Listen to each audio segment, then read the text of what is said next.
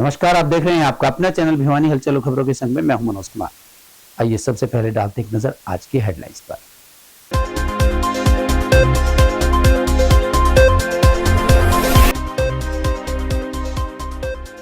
बदमाशों ने चाकू से हमला करके छीनी नकदी।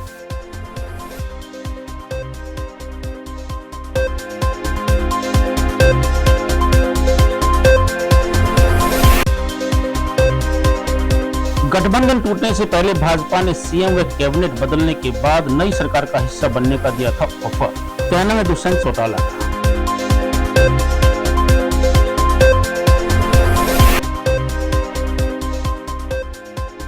प्राइवेट स्कूल वेलफेयर एसोसिएशन ने मानक पूरा न करने वाली एकेडमीज और प्ले स्कूलों को बंद करने की उठाई मांग।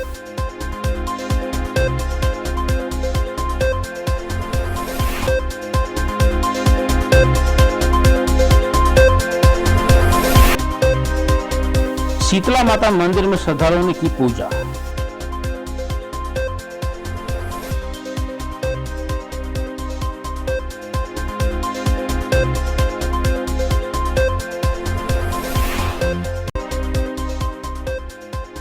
और अब खबरें विस्तार से। भिवानी में चोरी व छीना झपटी की घटनाएं लगातार बढ़ते ही जा रही हैं।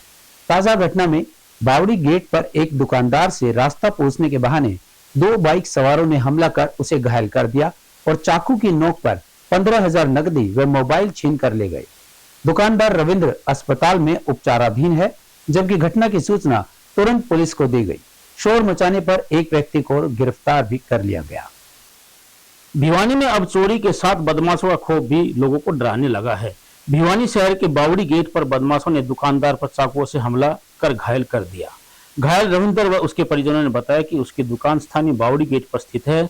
जब वह अपनी दुकान पर पहुंचा तो 2 बाइक सवार आए और उनसे रोहतक व हिसार का रास्ता पूछने लगे। उन्होंने पानी की प्यास लगने का बहाना किया। दुकानदार रविंदर पानी लेने के लिए चला गया तो पीछे से दोनों बदमाशों ने उस पर चाकू से हमला करके 15,000 रुपये नकदी व मोबाइल छीन लिया और फरार हो गई। फिलहाल बदमाशों की पहचान नहीं हो पाई है। तो मैं जैसे दुकान पे पहुंचा, मैं दुकान की सफाई सफाई करके मैं अपना काम धंधा कर रहा था, तो 2 बंदे बाइक पे आए। उन्होंने पहले पता पूछा कि रोहतक गेट वो रोहतक कहाँ जाना है, हिसार को कहाँ जाना है, ये रास्ता है, तुम वहाँ चले जाओ। उन्होंने अंकल हमें पानी पीना है। मेरा टेम्पर पानी का अंदर रखा गोदाम के, मैं पानी लेने के लिए गया, मेरे पीछे पीछे आ गए वो। उन्होंने मेरे छुरी दिखा के मेरे पास से जो पैसे थे 10-15 हज़ार रुपये वो और फ़ोन और सब कुछ सुन ले लिया। एक बंदा बाहर चला गया बाइक स्टार्ट करने के लिए, एक बंदा पीछे रहा। पीछे वाला ना तो यहीं बैठा रहा, नहीं मैं तेरे को मार दूंगा। मैं जैसे वो भागा ना, मैं उसके पीछे भागा तो मैंने कोई चीज़ उठा के उसको मारी ना, तो उनका बैलेंस बिगड़ गया बाइक का, वो पड़ गए। तो उसने वो पड़ने के बाद उसने उठा और उठ के उसने फिर मेरे मारा। उसने वो छुरी ले रखी तो वो मारी। भाजपा से गठबंधन टूटते ही जेजेपी के नेताओं के भी सुर बदले हुए नजर आए। जेजेपी के दुष्यंत चौटाला ने देवीलाल सदन में पहुंचकर पत्रकारों को संबोधित करते हुए कहा कि 400 पार के नारे का परिणाम 200 पर रुकेगा, तब वास्तविकता नजर आएगी। उन्होंने कहा कि वे 75% आरक्षण प्राइवेट क्षेत्र में, 15 किलोमीटर के दायरे में परीक्षा केंद्र व पंचायती राज में महिलाओं को 50% आरक्षण दिलवाने में सफल रहे, किंतु 5100 रुपये पेंशन न दिलवाने का उन्हें मलाल रहेगा। जननायक जनता पार्टी के नेता व पूर्व उप मुख्यमंत्री दुष्यंत चौटाला ने केजरीवाल को तिहाड़ जेल भेजने के मुद्दे पर केजरीवाल का पक्ष लेते हुए कहा कि केंद्रीय जांच एजेंसियों को जब रिमांड में कोई तथ्य नहीं मिला तो उन्हें जेल भेज दिया गया। यह बात साबित करती है कि अब तक कोई सबूत जांच एजेंसियों के पास नहीं है। इसी के साथ दुष्यंत चौटाला ने भाजपा से गठबंधन टूटने के पीछे के कारणों को गिनवाते हुए बताया कि जननायक जनता पार्टी की प्रमुख सीटों को भाजपा ने देने से मना कर दिया था तथा जो सीटें भाजपा उन्हें दे रही थी वे उन्हें पसंद नहीं थी। इसी के साथ दुष्यंत चौटाला ने वर्तमान सरकार पर फैसले नहीं लेने का आरोप लगाते हुए कहा कि 3 दिनों के बाद मंडियों में खरीद शुरू हो पाई है। किसान अपनी मंडी में फसल नहीं बेच पा रहे हैं। उन्होंने कहा कि बुजुर्गों को 5100 रुपये पेंशन ना देने का उन्हें आज भी मलाल है। आज के कार्यक्रम को लेकर देखिए, जिस प्रकार से लोकसभा के चुनाव में आज 55 दिन बाकी है, पार्टी का जनसंपर्क अभियान पूरे प्रदेश में गति के साथ आगे बढ़ रहा है।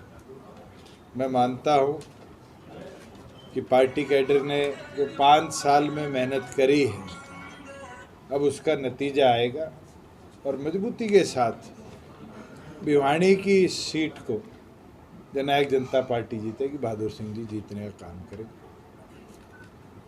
एक जिस प्रकार से अरविंद ने जर्मनी भी, अमेरिका भी, उनमें भी काफ़ी लोग कह चुके हैं, उनको न्याय मिले। आप जेजेपी इसको कैसे देखती है इस सारी में? 2 विषय है, एक तो लिकर पॉलिसी की गड़बड़ी की बात है, वो तो इंक्वायरी का पार्ट है असलियत में, क्योंकि हरियाणा में मैं भी ये देखता था विभाग जो कदम उठाया गया था वो बहुत बड़ा क्वेश्चनेबल कदम था। पर केजरीवाल जी की इन्वॉल्वमेंट क्या है चीफ मिनिस्टर, और उनको किस उतेते पे रखा गया। मैं भी अखबार में पढ़ा कि आज उनकी सुनवाई थी और अभी समाचार मिला कि उनको तिहाड़ भेज दिया गया। एक चीज़ तो इससे साफ हो चुकी कि जब इन्वेस्टिगेशन एजेंसीज ने रिमांड नहीं बढ़ाई तो इसका मतलब उनके पास और कोई तथ्य नहीं।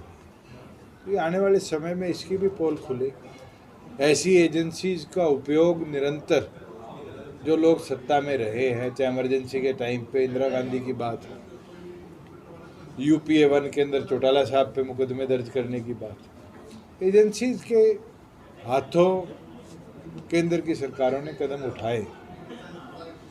ये अब कोर्ट पे निर्भर करता है कि क्या सच्चाई में न्याय दे पाएगी। आज तो नहीं है, आज हम अपनी पार्टी के वादे करेंगे, वो अपनी पार्टी के। 2019 की जो मुझे नहीं लगता 2019 की कोई घोषणाओं में कमी रही है। बुढ़ापा पेंशन भी 1000 रुपये बढ़ी 4 साल में। हमारे द्वारा करे गए वादों को प्रमुखता के साथ हमने पूरा किया। जी बीजेपी के साथ कॉमन मिनिमम प्रोग्राम लेके आप 4.5 साल रहे, तो बिगड़ी किस बात है? मतलब मेन की पॉइंट क्या था? पार्टी संगठन का जिन लोकसभाओं पे लड़ने का विचार प्रमुखता से था वो अलायंस में उनने हमें नहीं दी, और जो वो देना चाह रहे थे उसके लिए हम अपनी प्रमुख सीटें नहीं छोड़ सकते। इसलिए हमने साफ कर दिया कि हमारे आगे 2 ऑप्शन है, या तो हमारी प्रमुखता सीटों पर हमें दी जाए, और दूसरा ऑप्शन था कि 5100 रुपये और विधानसभा की सीट शेयरिंग अनाउंस करी जाए। दोनों के ऊपर कहीं ना कहीं केंद्र और प्रदेश नेतृत्व में भारतीय जनता पार्टी में सहमति नहीं हुई, और उनने ये निर्णय लिया कि मुख्यमंत्री के साथ सारी कैबिनेट को बदला जाए, और हमने भी ये निर्णय लिया कि हम नई सरकार का हिस्सा नहीं बने। जी बीजेपी नरेंद्र मोदी जी के नाम पे चुनाव लड़ रही है, तीसरा चुनाव लगता है। व्यक्ति के तौर पे नरेंद्र मोदी जी को आप कैसा व्यक्ति मानते हैं, आप क्या मानते हैं? देखो, आज मुझे किसी भी नेता के व्यक्तित्व तौर पर आंकड़े देने के लिए मुझे नहीं लगता ये उचित समय है। लोकसभा का चुनाव आज सर पर है, तो जनता वोट देगी। जनता 400 का बुखार 200 पे उतार देगी कि सेंट्रल इन्वेस्टिगेटिंग एजेंसीज का उपयोग हमेशा केंद्र की सत्ताधारी पार्टी करती आई है, और ये कोई आज के कदम नहीं है। इमरजेंसी से लेकर आज तक के इतिहास में हमेशा रहे हैं। और डॉक्टर अजय सिंह चौटाला जी को तो 10 साल सांसद होते हुए काटनी पड़ गई थी, क्योंकि एक एजेंसी ने फैक्ट्स डेवलप भी उनके विरोध करे और इस्तेमाल भी उनके विरोध करे। एक जी 4.5 साल सबसे बड़ा मलाल तो 5100 रुपये पेंशन का ही है, और हमने तो अंत तक कहा कि 5100 रुपये पेंशन कर दो, हम लोकसभा नहीं लड़ेंगे। और तो आने वाले समय में पार्टी का घोषणा पत्र विधानसभा के लिए आएगा। ऐसी कोई चीज़ मैं नहीं मानता जो हमारे घोषणा पत्र में प्रमुख हो और हम ना पूरी कर पाए। प्राइवेट स्कूल वेलफेयर एसोसिएशन ने शहर में चल रही एकेडमीज और अवैध रूप से चल रहे प्ले स्कूल्स को बंद करवाने की मांग की है। एसोसिएशन के पदाधिकारियों का कहना था कि एकेडमीज और स्कूल्स यदि नॉर्म्स ही पूरे नहीं कर रहे हैं तो उन्हें तुरंत प्रभाव से अवैध घोषित कर बंद कर देना चाहिए। उन्होंने कहा कि एकेडमीज केवल बच्चों के भविष्य से खिलवाड़ ही कर रही हैं।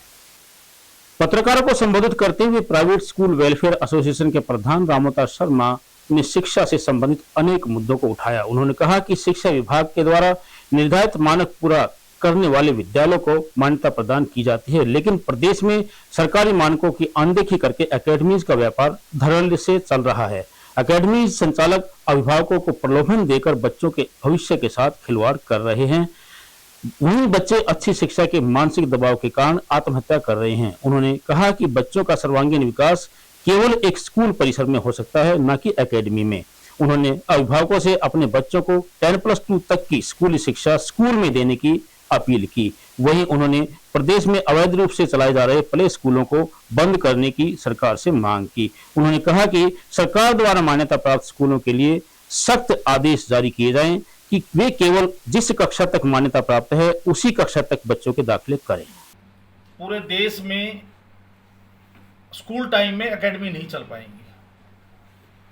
हरियाणा सरकार ने भी एक कमेटी बना के और उस फैसले को लागू किया कि स्कूल टाइम में स्कूल गोइंग बच्चा स्कूल में जाए, क्योंकि सरकार की सोच है कि बच्चे का सर्वांगीण विकास हो, और सर्वांगीण विकास बच्चे का स्कूल में हो सकता है, एक बंद कमरे में कभी नहीं हो सकता। जब सरकार और डिपार्टमेंट स्कूल को मान्यता देते हैं तो हर प्रकार की चीज देखते हैं, बच्चों की सुविधा देखते हैं, बच्चों के लिए ठीक पानी की व्यवस्था हो, ठीक हवा के कमरों में हवादार कमरे हों, कमरे में 2 दरवाजे हों, टॉयलेट बाथरूम ठीक हों, तो सारी जो भी नॉर्म्स है हरियाणा सरकार एजुकेशन डिपार्टमेंट के, उनको पूरा करके और उनको मान्यता मिलती है। हमने पिछले 3 साल से मांग उठाई कि ये जो एकेडमी है ये बच्चों के जिंदगी को अंधकार में डाल रहे हैं, ये तरह तरह के प्रलोभन देकर प्रकार की सोच को लेके, और ये एकेडमी पनपने लगी, और उसका रिजल्ट आप पत्रकार साथियों को पता है कि कोटा जैसी जो घटनाएं हुई पिछली साल भी 25 सुसाइड बच्चों को करना पड़ा। उसका सिर्फ और सिर्फ एक रीजन है कि बच्चा का जो विकास है बच्चे का, चाहे वो बौद्धिक विकास हो, चाहे वो शारीरिक विकास है, चाहे मानसिक विकास है, वो विकास रुक जाता है और बच्चा मानसिक दबाव में आ जाता है, मानसिक प्रेशर, क्योंकि उसके ऊपर 2 प्रकार का प्रेशर रहता है। एक तो अभिभावक का प्रेशर रहता है, अभिभावक जब इतना मोटा पैसा लगा के बच्चे को बाहर निकालता है, बाहर भेजता है, तो उसकी ये मेंटलिटी होती है कि हमारा बच्चा अच्छा रिजल्ट दे, बढ़िया दे और थोड़े से टाइम में दे। तो बच्चा उधर उन एकेडमी वालों का उसके ऊपर दबाव होता है, क्योंकि वो जो शिक्षा देने का उनका जिस प्रकार का तरीका है वो रट्टाफिकेशन है, वो बच्चे को रट्टा लगवाते हैं, और रट्टा किसी भी चीज का हम लगाएं वो ज्यादा देर माइंड में नहीं रहता, तो बच्चा जब माइंड में नहीं रहेगा तो वो चीज कैसे उसका रिजल्ट दे पाए। आपको क्लियर कर रहा हूं जी, एनसीईआरटी की जो बुक उपलब्ध हैं वो एनसीईआरटी की किताबें लगी हैं। कई बार क्या होता है, एनसीईआरटी की किताबें पूरे साल नहीं आती, पूरे साल बच्चा हमारे पास आता है, हमारी जवाबदेही होती है, पेरेंट्स को हमने जवाब देना होता है, तो क्या करेंगे? कितनी बार आपने लिखा एनसीईआरटी के लिए कि बुक्स नहीं आ रही आपकी? आपके कितने स्कूलों ने लिखा कि एनसीईआरटी की पूरी बुक्स नहीं मिलती टाइमली? हमने सबने लिखा, हमने लिखा। मैंने आपसे पिछली बार पूछा था, जी आप बोलेंगे मैं बताऊंगा आपको। इसके हमने डिपार्टमेंट को लिखा, मैं आपको लेटर भी इशू दे दूंगा। हमने डिपार्टमेंट को लिखा, हमने एनसीईआरटी को लिखा, और हमने बोर्ड ऑफ स्कूल एजुकेशन को लिखा कि एनसीईआरटी की किताबें समय पर ना मिलने के कारण प्राइवेट स्कूलों में छोटी क्लासों में 1, 2, 4 किताबें लगानी पड़ जाती हैं। हम प्राइवेट स्कूल है, हमारी मजबूरी है, हमें रिजल्ट देना होता है, पेरेंट्स हमारे से रिजल्ट चाहता है, और उसी विश्वास पे पेरेंट्स बच्चे स्पेशलिस्ट के लिए आप जाओ कभी? बताई है आपकी इस बात को हम बड़ी अभियान बनाना, बिल्कुल तवज्जो देंगे, बिल्कुल आपने अच्छी बात बताई है, तो इसका हम प्रयास पूरा करेंगे कि सबको शुद्ध जल मिले, सारी चीजें प्राइवेट स्कूलों में ठीक ठाक हो, एनओसी की आप बात कर रहे हो, फायर की बिना एनओसी भी हो, सब कुछ हो, तो इस प्रकार का प्रयास एसोसिएशन का रहता है, क्योंकि बच्चों के साथ, बच्चों के भविष्य के साथ खिलवाड़ किसी को नहीं करना चाहिए, चाहे वो प्राइवेट स्कूल है चाहे वो सरकारी स्कूल है। हनुमान ढानी में मंगलवारी माता का 15वां भंडारा एवं वार्षिक उत्सव शुरू हुआ। यहाँ भारी संख्या में श्रद्धालु माता के दर पर पहुंचे और प्रसाद ग्रहण किया। माता भक्त सावित्री यादव ने कहा कि इस प्रकार के उत्सव हमारी परंपराओं को बचाए रखने में सहायक हैं। इस अवसर पर पर्यावरण संरक्षण करने व नशे से दूर रहने की अपील भी की गई। हनुमान ढाणी के शीतला माता मंदिर में आयोजित मेले व भंडारे में पहुंची सावित्री यादव, भंडारे के संयोजक नरेश हरिशकोच ने कहा कि हर वर्ष यहां मंगलवारी माता के भक्तों के द्वारा भंडारा लगाकर प्रसाद वितरण किया जाता है। देश भर से यहाँ श्रद्धालुगण पहुंचते हैं और मंगलवारी माता के दर्शन करते हैं। सावित्री यादव ने कहा कि इस प्रकार के उत्सव से हमारी परंपरा और संस्कृति जीवित रहती है और युवा सेवा भाव से जुड़ते हैं। ये मंगलवारी माता है। जैसे होली के बाद हम स्टार्ट करते हैं, पहले सोमवारी दुखती है, फिर हम मंगलवारी माता है। हम यहाँ आए हैं क्योंकि पहले हम शादी की धूप करके गए थे। अब हमारी न्यू गुड़िया हुई है जिसका नाम वामिका है और ये इसकी पहली धूप है, तो हम यहाँ पे लगवाने आए ताकि माता रानी का इसे पूरे साल पूरे उम्र आशीर्वाद बना रहे और हमारी परंपराओं के अनुसार हम ये आगे भी निभाते रहे। ये एक पुरानी परंपरा है हमारे हिंदू रीति रिवाज में, जिसमें क्या होता है कि जैसे कोई बच्चा होता है तो हम वहाँ धोखा लगाते हैं, शादी होती है हम धोखा लगाने आते हैं। इससे क्या है माता रानी का आशीर्वाद बना रहता है हमारे ऊपर। तो बस वो परंपरा निभा रहे जो हिंदू रीति रिवाज में सनातन धर्म में हमारी होती है। सर पिछले लगातार 15 वर्षों से लगातार यह भंडारा हो रहा है, जिसमें हजारों की संख्या में श्रद्धालुओं की भीड़ यहाँ आती है और प्रसाद ग्रहण करती है। ये इससे ये एक समाज को एक संदेश है कि आज भी जो हमारी पुरानी परंपराएं जो चलती आ रही थी, भाई माता के हम प्रसाद लगाएं, भोग चढ़ाएं और उससे भंडारे के एक माध्यम से हम संदेश दें कि आपसी भाईचारे को हम बढ़ावा दें। और अब एक खबर चलते चलते, कांग्रेस की हरियाणा लोकसभा चुनाव के प्रत्याशियों की सूची 5 अप्रैल के बाद आने की संभावना व्यक्त की जा रही है। कोर कमेटी की बैठक में हरियाणा की 10 सीटों के लिए संभावित प्रत्याशियों के नामों पर चर्चा की गई। कमेटी ने 9 लोकसभा सीट्स के लिए पैनल तैयार करके हाई कमान को भेजा है। हर सीट के लिए 2 से 3 नाम रखे गए हैं। रोहतक सीट का फैसला हाई कमान पर छोड़ दिया गया है, क्योंकि रोहतक से दीपेंद्र हुड्डा के नाम पर पेच फंसा हुआ है। प्रत्याशियों की 2 सूचियां जाहिर की जाएंगी। और अब जाने से पहले एक नजर आज की हेडलाइंस पर।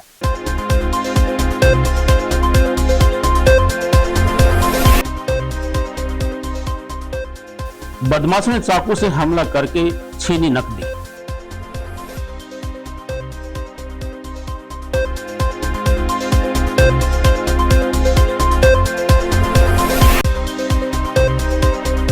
गठबंधन टूटने से पहले भाजपा ने सीएम व कैबिनेट बदलने के बाद नई सरकार का हिस्सा बनने का दिया था ऑफर। कहने में दुष्यंत चौटाला था।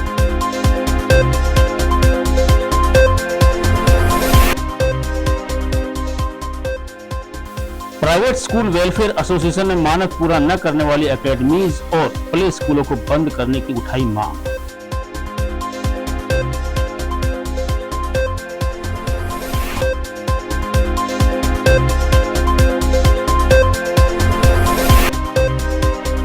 शीतला माता मंदिर में श्रद्धालुओं ने की पूजा।